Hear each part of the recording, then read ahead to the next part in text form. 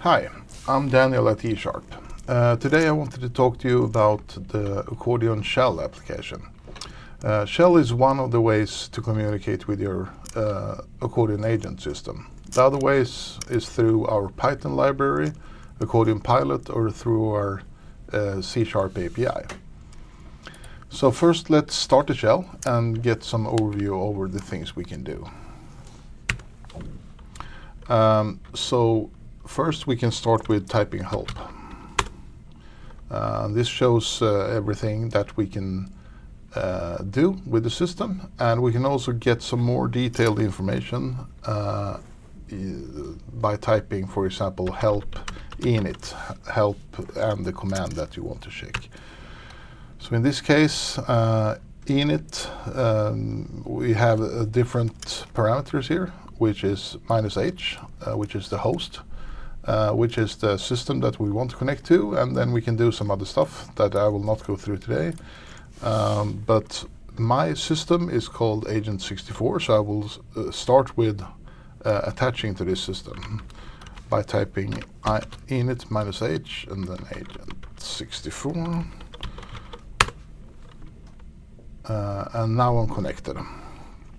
So one thing I can do now is to list, and that will essentially list all the channels in my system. And the channels that you see here will depend on what modules that are installed in your system, or if you have any expand modules connected. So on my system I have a MPIO module with 64 analog I/O channels. So that's the MPIO that we have here. And then we have some telemetry built into the system. So let's do this. We can do help list.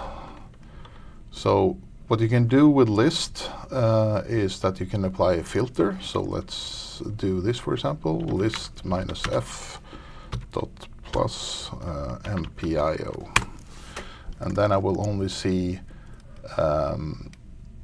the channels that starts with or contains the MPIO. So this is a regular expression. So dot plus means that he will match everything here, and then he will find this part and will return everything that matches the rest. Another thing we can do is list -d, which is also show disabled channels. And disabled channels are essentially channels that you typically don't want to see in the list, because they are actually not used. They are not suited for manual interaction in that sense, because they contain data, so encoded data. So here, for example, we can see I2C channels that sits inside the system. So what we can do now is, let's say, for example, we want to measure something. So as you saw, when I do list, it actually measures all the channels. But you can also do one channel only, so you can do get -c, and then we take one channel that we want to measure, channel name, like that, and then we got some data there. So let's do help get you can also do arrow up, it's pretty useful, -s1000.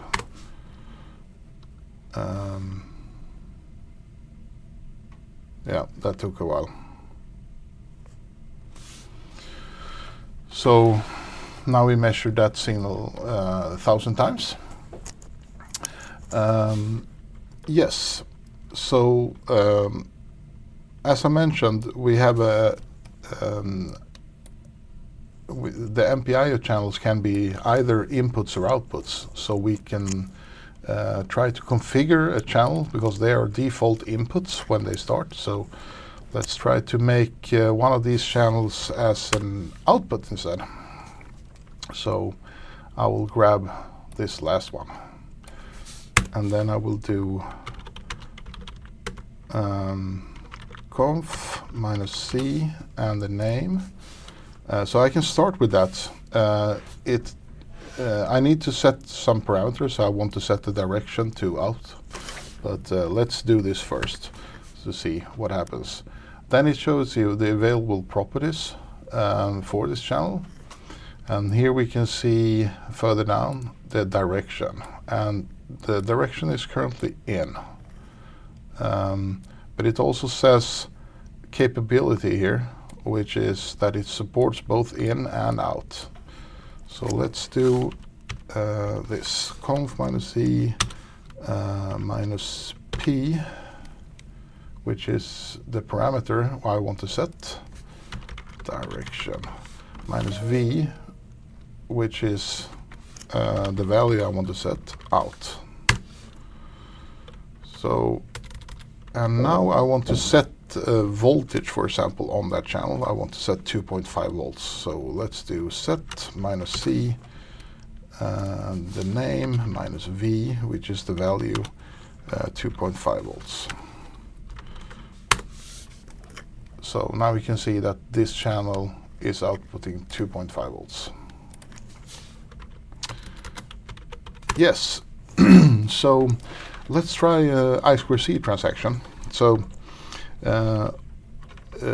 if I do list minus D, we saw all the I2C transaction channels that exists here, and actually I know that this one is called 0.5. So my MPI module is called 0.5. So let's scan this channel and see what devices we have on there. So let's do help I2C first, and then we can do I2C minus C, which is the channel, and then I want to do minus S for scan. So here you can see the devices on this module. So let's say that I want to read the EEPROM, which is on address 50. So I want to do I2C minus C, and then I want to say address, not 0x50. I want to write, and I want to send the data 0x00. So I want to start from the beginning of the EEPROM. I want to read, and I want to read 128 bytes in length. And here we can see the return data from that I2C transaction. So 128 bytes starting from address 0 in the EEPROM. So you can do a lot of stuff here. You can do a send only, of course, and a read only if you want to. Okay, good. There is another way, because you saw that when I was doing get with 1,000 samples, it was pretty slow. And the reason is that it will actually make one sample measurement, and then it will return, and then it will be repeated again. So there is a faster way to measure using an MPI module. So let's type help again, and then we do help num, handle numerical values for modules that supports it. So let's check that first. So I will do, I will just type num. It says that the only module that supports this is this one. So I can type num minus T, and then I will do, I will grab one of the channels here. I will grab this one. So I want to measure that one, like that. So if I do that, you can see that it actually measured that channel, and he did 10 samples, and it took, in this case, half a second. So let's do help num again. No, we have it up here. So let's do now minus t minus s, and then we can do 1,000 samples, and then you will see that this is way faster. So let's try 10 K samples. So you can see that the effective acquisition speed goes up, and the reason is that the measurement will actually happen down on the module, and then the result will be returned. So what we can do more is to we can also do show a histogram. So let's do this minus h, which is histogram, and then we can see how the distribution of the samples looks like. So now I'm only measuring noise, so it's not super useful, but I can also set how many bins I want to do and how many samples I want to do. So let's do, I want to do 100K samples with 12 bins. So this takes a while. So it took 4.6 seconds, and then we can see the distribution in 12 bins, like this.